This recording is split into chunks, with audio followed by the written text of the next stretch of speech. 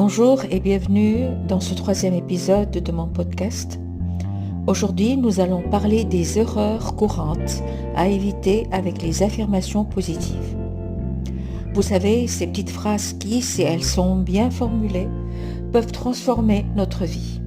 Mais, si elles sont mal utilisées, elles risquent de ne rien changer ou pire, de vous décourager. Dans cet épisode, je vais vous montrer pourquoi certaines affirmations ne fonctionnent pas, comment les reformuler. Je vous donnerai des exemples concrets pour vous guider. Pourquoi certaines affirmations ne fonctionnent pas? Commençons par la première erreur, les affirmations qui sont trop éloignées de votre réalité actuelle. Imaginez que vous vous dites « je suis millionnaire ». Si vous êtes actuellement dans une situation financière difficile, votre esprit va immédiatement rejeter cette affirmation comme étant fausse. Votre subconscient, qui travaille sur la base de vos croyances actuelles, va entrer en résistance. Résultat, l'affirmation devient inutile, voire contre-productive. La deuxième erreur, c'est d'utiliser des mots négatifs dans vos affirmations. Par exemple, dire « je ne veux plus être stressé ». Même si l'intention est bonne, votre subconscient se focalise sur le mot « stressé » et non sur l'absence de stress. Vous risquez donc de renforcer la sensation que vous voulez éviter. Enfin, une erreur fréquente est de réciter des affirmations sans émotion ni intention. Si vous répétez vos affirmations de manière automatique, sans vraiment y croire ou sans ressentir ce qu'elles signifient, elles n'auront plus l'effet désiré. Voyons maintenant quelques exemples pour comprendre comment transformer des affirmations mal formulées en phrases puissantes et efficaces. Si vous dites « je suis riche et célèbre », c'est une affirmation trop irréaliste. Vaut mieux la reformuler en disant « je prends chaque jour des décisions qui améliorent ma situation financière ». Cette version est plus réaliste et vous donne un sentiment de progression. En deuxième lieu, les affirmations négatives ne fonctionnent pas non plus. Si je dis « je ne veux plus être anxieuse », ça ne fonctionne pas. Vaut mieux reformuler en disant « je suis calme et confiante dans toutes les situations ». En utilisant des mots positifs, vous orientez votre subconscient vers ce que vous voulez vraiment.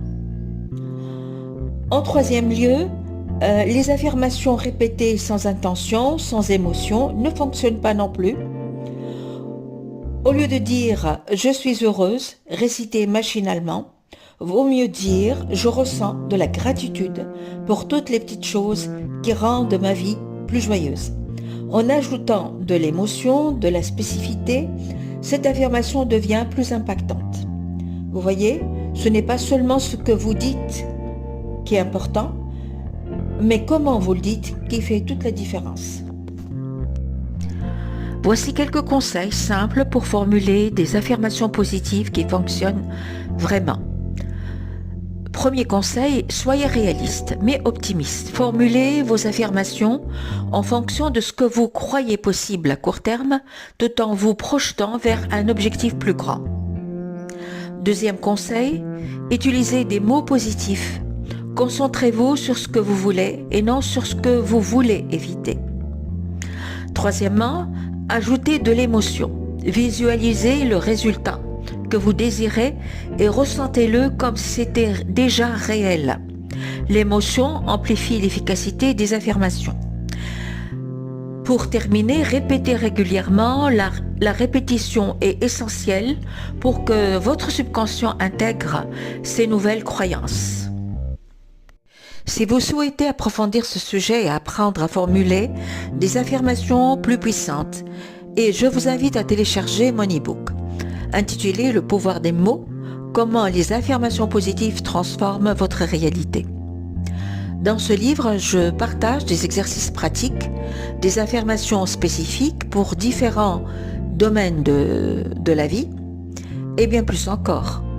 Le lien est dans la description de cet épisode. N'attendez pas pour commencer à transformer votre dialogue intérieur.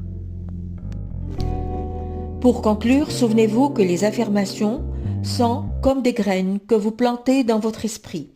Si vous choisissez de les cultiver avec soin et intention, elles finiront par porter leurs fruits. Merci de m'avoir écouté aujourd'hui. Dans le prochain épisode, nous parlerons de la manière d'intégrer les affirmations positives dans votre routine quotidienne pour maximiser leur impact. À très bientôt et en attendant, choisissez vos mots avec amour et attention. Ils ont plus de pouvoir que vous ne l'imaginez.